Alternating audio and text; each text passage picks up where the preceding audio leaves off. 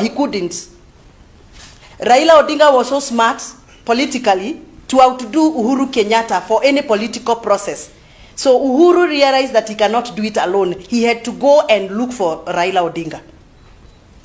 Uhuru Kenyatta lied to us and told us that whatever they have agreed with Raila Odinga has got nothing to do with 2022 presidential elections.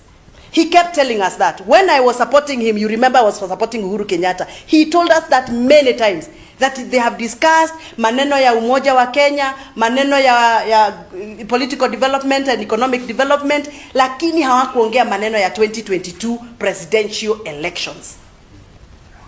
He kept telling us that. But that is not what we are seeing. So we actually can conclude he actually lied to us. Because now we can see all his right-hand men and left-hand men are all supporting Raila Odinga. We have seen the Mount Kenya Foundation. They are now bragging how they are going to make Raila a president against our wish and our will. So what Alice Wahome said is true. Uhuru Kenyatta is looking for continuity, but he has no way of getting it, and therefore he's trying to parade Raila Odinga to provide that continuity. We are retrogressing into the dark corners of Moi era when we have proposals like the ones I'm discussing today of allowing a registrar of political parties become imperial. That is retrogressive. We are actually driving back to the Moi era, to the dark eras of the 80s and the 90s. And therefore, I am not going to sit as a member of parliament, as a young woman, as an educated woman. On behalf of my people of Kiambu, I will not coil back and sit and sit pretty. I must speak out. I must say it as it is. We are not going to allow to get an imperial political party registrar. And there is no day we are going to allow a political party registrar micromanage and meddle the affairs of a political party, because that means mtoto ambaye anauza kahawa kwa soko, ambaye angetaka kuwa MP, kama hajulikani na hayo mafamilia dynastic, huyo mtoto hatapata nomination ya political party kuwa kiongozi. Managed our nomination.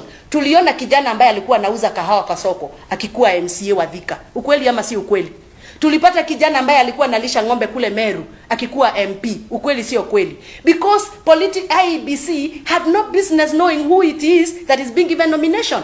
But if we allow an individual, a registrar of political party, to call shots and say, so and so is going to be nominated as a governor, so and so is going to be nominated as a woman rep. Let me tell you, watoto wa wanyonge na maskini, anybody who has had a voice against the government and the system will not get nominated. And that is where we are going to if we do not speak out against this bill.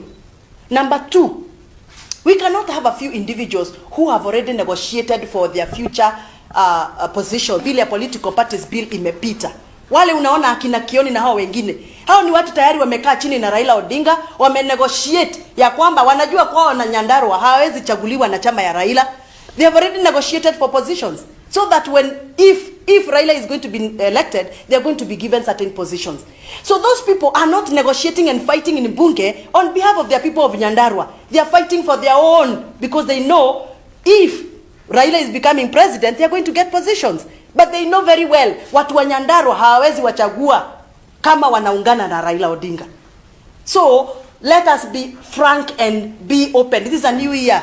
Wacha tuongee ukweli na ukweli usemwe. Sisi tumekataa kupatiwa Raila Odinga cha nguvu kama dawa. Jameni, tunapatiwa Raila Odinga cha nguvu kama dawa ya kumeza cha nguvu. Hatukatukubali. Uhuru Kenyatta should retire very honorably, like a gentleman. Stop pushing Raila Odinga to us. Just retire. Come home. Sit with us there. Discuss with them. Have your peace. Wachana na hao Raila Odinga na William Ruto na hao wengine wapambane. Yule mwanaume kuliko yule mwingine apate kiti tumuite president.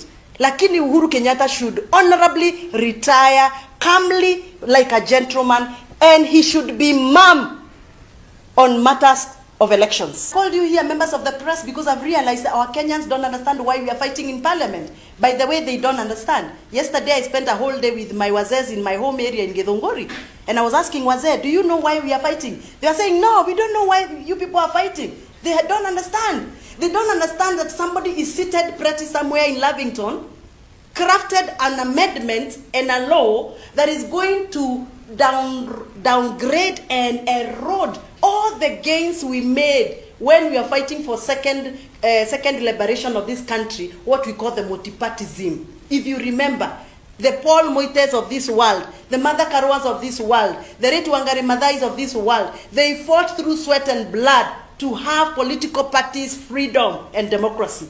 This is what this bill is taking away, and we cannot sit and watch. The civil societies are quiet in this country. They no longer speak. Everything has been left for Tanga MPs. We are the opposition and the whistleblowers and everything, because people went quiet. I don't know why they went quiet, but people went quiet. I am happy that Mother Karua, being a party leader of NARC Kenya, has also raised her voice and said no.